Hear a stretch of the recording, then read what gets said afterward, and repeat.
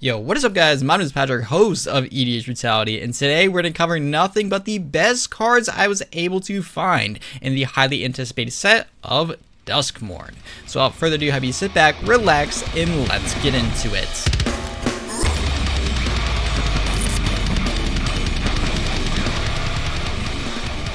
Welcome back folks, welcome back to the channel, thank you for dropping by and your ongoing support. My name is Patrick, host of the EDH Brutality YouTube page in which I upload Magic the Gathering content and analysis every Sunday. Before we jump right into today's video, a quick and special thanks to patrons like you for making videos like this possible. It should be mentioned before we jump right into today's video that today's includes are nothing but opinion based. These are my personal picks based around my own playstyle. And of course, the set hasn't even fully released, so I'm sure there will be more to come. But without further ado, let's jump right into today's saucy spoilers. The first of which being our legendary creature category, starting with Arabella, Abandoned Doll.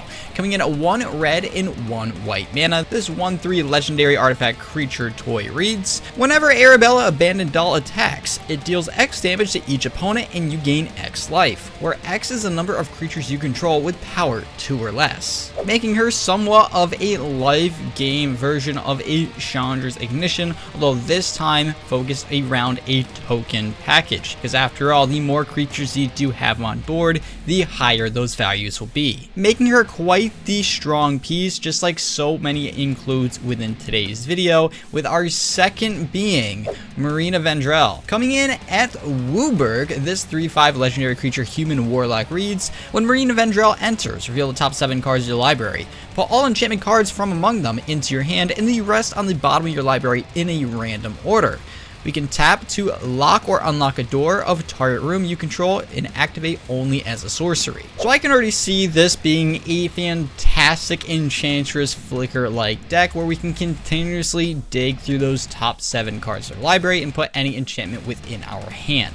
Up next, we have Kona Rescue Beastie coming in at 3 colors and 1 green mana. This 4/3 legendary creature Beast Survivor reads, at the beginning of your second main phase, if Kona Rescue Beastie is tapped, you may put a permanent card from your hand onto the battlefield. Now, being in the color green, this fits the theme of ramp and value perfectly. I can already see the writing on the wall with this one. If we're able to accelerate our game plan and get this commander out early and swing or just tap him in any various way, I'm sure we can cheat out any big permanents from our hand into play early game, which will be detrimental to anyone at the table. And last but not least, our final commander for our legendary creature spoilers happens to be Tyvar the Pummeler, coming at 1 colors in 2 green mana. This 3/3 legendary creature elf warrior reads, tap another untapped creature you control and Tyvar the Pummeler gains indestructible until end of turn.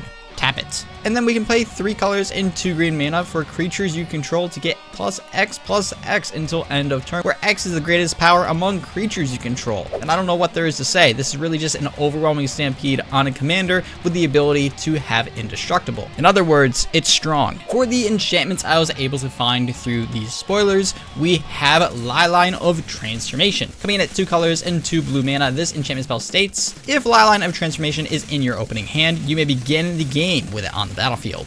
As Liline of Transformation enters, choose a creature type. Creatures you control are the chosen type in addition to their other types. The same is true for each creature spell you control and creature cards you own that aren't on the battlefield, making this a tribal deck's wet dream. Get what I did there? It's blue. Blue is usually wet because it's water, but water isn't wet. Shit. Another great one I was able to find happened to be Enduring Vitality. Coming in at 1 colors in 2 green mana, this 3/3 enchantment creature Elk Glimmer reads, Vigilance. Creatures you control have, in quotations, tap to add 1 mana of any color. When Enduring Vitality dies, if it was a creature, return it to the battlefield under its owner's control. It's an enchantment. So not only does this make every creature its controller owns a mana dork, but you have to remove it not once, but twice to get rid of the effect, because after you remove it the first time, guess what? It's right back out there.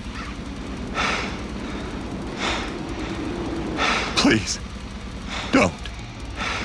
Why won't you die?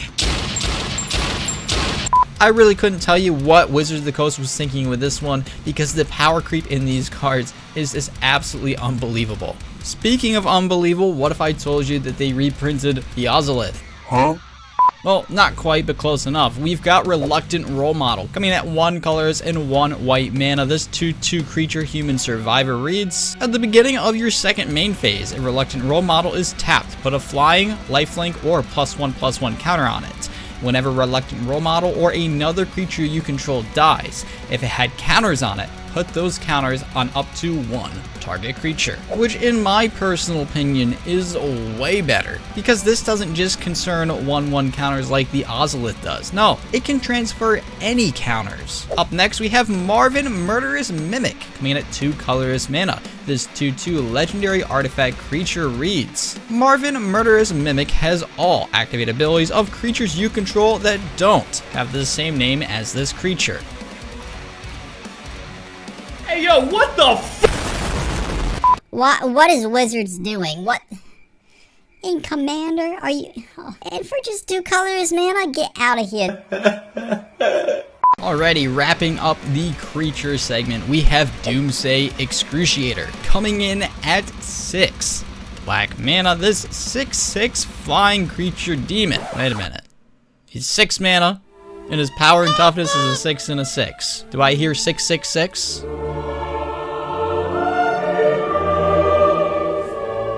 Ah, fits theme. Anyways, this creature states, when Doomsday Excruciator enters, if it was cast, each player exiles all but the bottom 6 cards of their library face down.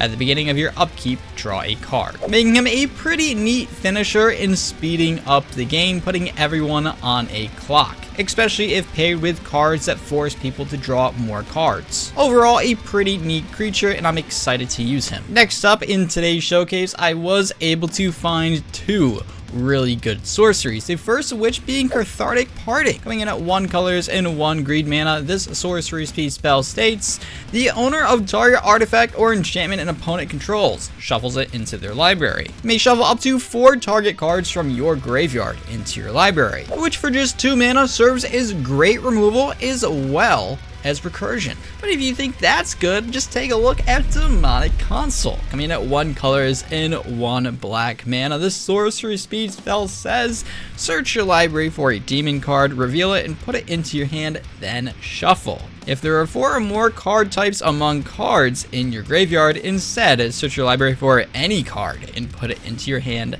then shuffle. So let's be real here. Anytime Wizards of the Coast prints a 2 mana tutor, it is a good day. So I must say, it is a good day.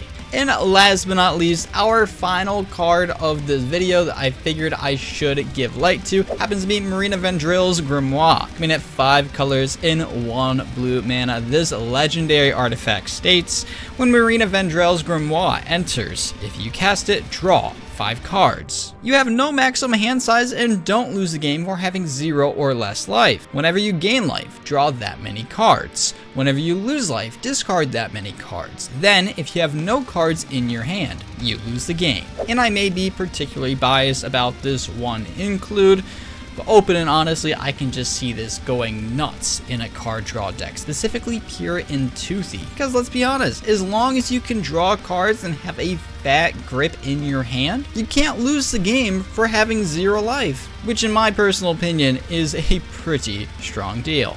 So yeah, that's gonna do it for today's spoiler video. I'm very excited for this upcoming set. I absolutely adore horror themed cards. Depending on how the set turns out, I may or may not make more videos based on this, but I'm very excited to build around it and see what you all cook up as well. But yeah, like I said, that's gonna do it for today's video. So as always, if you'd like to stay tuned for future videos here on the channel, make sure you like, subscribe, and hit that bell down in the bottom right hand corner of your screen. Something said, my name is Patrick, host of EDH Brutality. I thanks for watching, hope you enjoyed, and I'll see you in the next video. Peace out, guys.